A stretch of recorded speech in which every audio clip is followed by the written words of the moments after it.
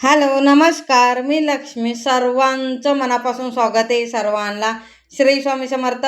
रात्री भांडी घासून ठेवलेले आहेत ना, ते थोडंसंच होते म्हणून मी किचन ओट्यावर ठेवते. कारण की किचन ओटा माझा मोठा नाही आहे ना, छोटा आहे. एक साईडला मोठा आणि एक साईडला छोटा आहे. तर मग ते भांडीची जाळी आहे ना, ती बसत नाही.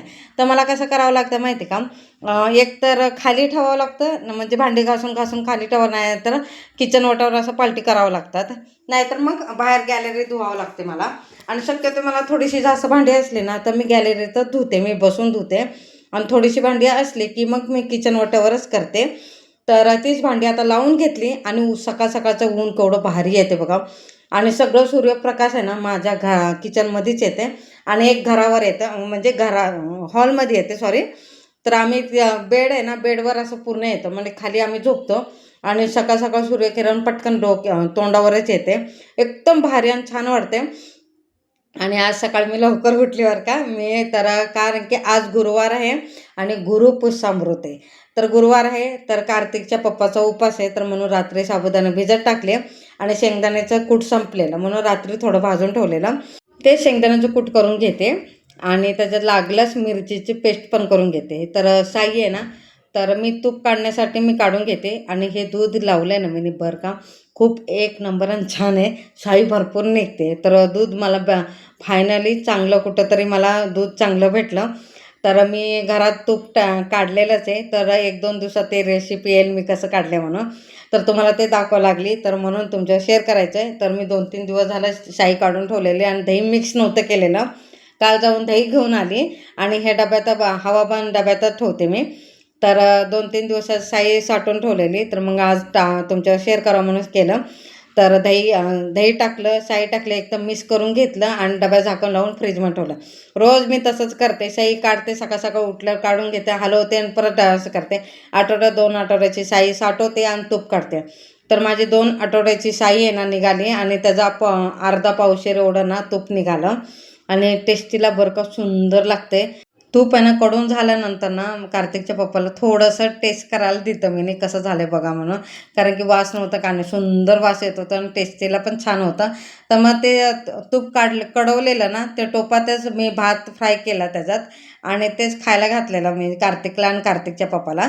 कोणतीही वस्तू मी ना वेस्ट करत नाही, मी तसंच करते. म्हणून टोपामध्ये लागलेलं तूप होतं ना, त्याच्यातच ना गरमागरम आहे ना भात टाकला आणि चांगलं ना चमच्याने हलवून घेतलं. मग सगळं तूप आहे ना तो भाताला लागला. मग वरण भात बरोबर खाणार ना, मग त्या दोघांना दिलं. शक्यतो मी रात्रीचं भात बंद केलं, मी शक्यतो खात नाही. मोड असलं तर खाते, नाही तर नाही खात. कार्तिकच्या पप्पाचा आज उपास आहे, तर साबुदाणे खिचडी केली. आणि एका साईडला दूध गरम करायला दिले आणि एका साईडला चाय ठेवते. आणि इथं बघा, आणि बघा सूर्यप्रकाश किती पडतोय कसा, आणि पटकन तोंडावरच येते. तर कसं वाटते मला नक्की कमेंटमध्ये सांगा. मला तर खूप, म्हणजे सकाळ उठलं की एकदम फ्रेश आणि छान वाटत आहे. कारण की समोरच सूर्यकिरण सगळं अंगावर पडते. तर इथं बघा माझं खिचडी बनवून झाली. आता कार्तिकचे पप्पा कामावर जाणार आहे ना, तर त्यांच्यासाठी नाश्ता देते त्यांना. आणि डब्याला पण बांधून देणार आहे आणि नाश्ता पण साबुदाण्याची खिचडी आणि चाय देऊन येते. त्याच्यानंतर मग माझं घरातलं काम करून घेते. तर आज गुरुपुष्यामृत आहे म्हटलं तर देव धुवावंच लागणार ना. तर सगळी देवाची भांडे ना सगळी घासून घेतली. कलश पण भरून घेते. आणि सगळी भांडे जेवढी जेवढी देवाची भांडे ना ते सगळं धुवून घेते. देव घासत नाही बरं का मी पितांबरीने. तर मी ते लिक्विड आहे, तुमच्या 2-3 वेळा शेअर केलं मी, त्या लिक्विडने धुते मी. फक्त ना देवाचीच भांडे ना पितांबरीने घासून घेते आणि हा कलश धुवून घेते आणि भरून घेते. अधिक महिना आहे आणि वरतून त्याच्यातच गुरुपुष्यामृत आहे. आज तर ना खूप सुंदर असं योग आणि जुळून आलं आहे आणि छान दिवस आहे. तर मी एक वस्तू खरेदी करणार आहे तर गुरुपुष्यामृतानिमित्त. तर माझ्यासाठी तर खूप महत्त्वाचे, खूप म्हणजे प्रमाणाच्या बाहेर महत्त्वाचे, ते तुम्हाला नंतर सांगते. आणि आता हे बघा, मी देवाची सगळी भांडी धुतली आणि देवपूजा करून घेते. त्याच्या अगोदर आहे ना दरवाजा पुसून घेते, स्वच्छ असं मागून पुढून दरवाजा पुसून घेते. देवाची भांडी घासली तिथं देव घरात ठेवून आली आणि दरवाजा पुसून घेते मागून पुढून सगळं. आणि हे स्वस्तिक आहे ना मी दर गुरुवारी काढते बरं का, दर गुरुवारी. आणि आज गुरुवारी काढलं ना तर पुढच्या गुरुवारीच काढते. शनिवारी पुसते दरवाजा, पण शनिवारी मी कशी करते माहिती का, स्वस्तिक न पुसताना तर बाकीचे असं दरवाजा पुसून घेते. तर हळदीचं लेपन करायचं आहे. तर हे एकदम बेस्ट आहे. तर तिकडे छोटंसं पण होतं आणि दुसरी गोष्ट थोडंसं तुटलेलं होतं त्या घरातलं. तर आता हे मस्त आहे आणि फ्लॅटमध्ये छान आहे, थोडंसं मोठं आहे आणि योग्य आहे. त्याच्यावर रांगोळी वगैरे काढायला तर लय भारी वाटणार. भाड्याचं रूम आहे म्हटलं तर मग थोडंसं मोठं ना, आपलं स्वतःचं असलं तर आपण ॲडजस्ट करून आपल्या पसंतीचं सारखं आपण बसू शकतो. तर असो. तर हळदीचं लेपन मी केलं का लवकर केलं बरं का, तर त्याच्यावर स्वस्तिक काढायचं आहे. ओल्यामध्ये काढलं की मग सगळं पिसकटतं ना, म्हणून त्या हळदीचं लेपन काढून ठेवलं. आणि तोपर्यंत मी इथं ना हे बघा, तर गॅसच्या समोर लादे ना, त्याला तुपाने पहिले स्वस्तिक काढलं, त्यानंतर हळदने काढलं आणि कुंकूने काढून घेते हे बघा. आणि गॅसची पूजा करून घेते. त्याच्यानंतर मग दरवाजाला येते, दरवाजावर स्वस्तिक काढून घेते आणि शुभ लाभ आहे ना त्याच्या बाजूला 2 रेषा ओढून काढते हे बघा. तोपर्यंत हळदीचं लेपन सुकते आणि इथं स्वस्तिक काढते, शुभ लाभ. आणि पहिले हळदने काढते, मग त्याच्यानंतर मग कुंकूने काढते. तर हळद आणि कुंकू दोन्ही मिक्स करून मला आवडत नाही. असं काढलं की एकदम बघायला पण भारी वाटतं आणि त्याच्यावर एकावर एक काढलं ना, तर हळद म्हणा तर कुंकूने एकदम बघण्यासाठी पण खूप छान वाटते आणि काढण्याला पण मन प्रसन्न होतं. मला असं आवडतं म्हणून मी तसं काढते.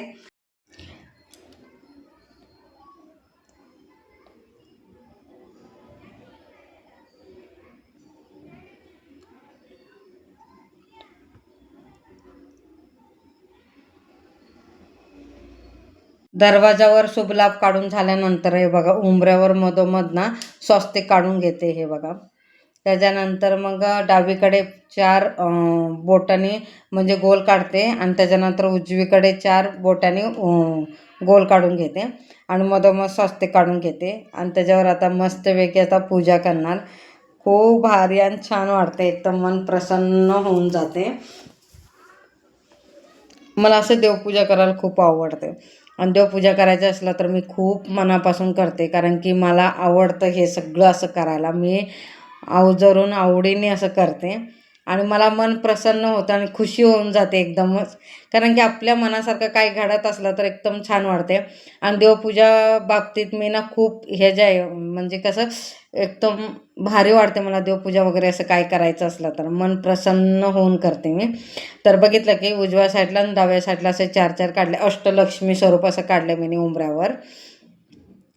त्याच्यानंतर रांगोळी काढून घेते आणि ही पांढरी लादी आहे त्याच्यावर रांगोळी काढलेलं ना ते दिसून येत नाही ना, त्याच्यासाठी तर त्याच्यावर हळदी कुंकू असं वाहून घेते आणि त्याच्यानंतर मग फुलं वगैरे वाहून घेते. लास्ट टाईमला मी ना फुलं आणल्यावर फ्रीजमध्ये ठेवली आणि विसरून गेली. त्याच्यानंतर खूप सगळीच्या सगळी आहे ना फुलं खराब होऊन गेली आणि मी पानं पण आणलेली ती पण खराब होऊन गेले. तर त्याच्यासाठी आता मी लक्ष ठेवून ठेवते. आता कधी आणायचं असलं तर पहिले करते, म्हणजे लक्षातच येत नव्हतं. आणि इथं बघा पाकळ्या वगैरे ठेवले, त्याच्यानंतर दिवा लावला. छानपैकी अशी उंबऱ्याची पूजा करून घेते. कशी झाली मला नक्की कमेंटमध्ये सांगा. आणि आता देवघरात आले आणि लाल वस्त्र हातरून घेते. त्याच्यानंतर स्वामी महाराजांचा पहिले फोटो पुसून घेते आणि त्याला हिना अत्तर लावायचे. त्याच्यानं एका कापसात हिना अत्तर घेतलं आणि त्याच्यानंतर खालून वरती लावून घेते. त्याच्यानंतर अष्टगंध लावून घेते आणि त्याच्यानंतर कुलदेवीचा फोटो आहे ना, मी कुलदेवीचा फोटो आणले बरं का. ते मंगळवारी स्थापना करायचं, मला मुहूर्तच भेटला नाही. करायचं का लक्षात नाही. आता मंगळवारी गेलं करायचं म्हटलं तर लक्षातच राहिलं ना.